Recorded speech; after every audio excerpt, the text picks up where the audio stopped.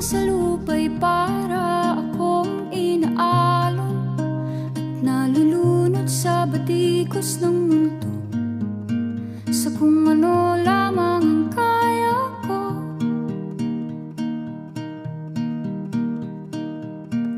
Bigang-biga na sa mga problemang di masolusyonan agad, parang wala nang bukas. Pwede bang umiwas?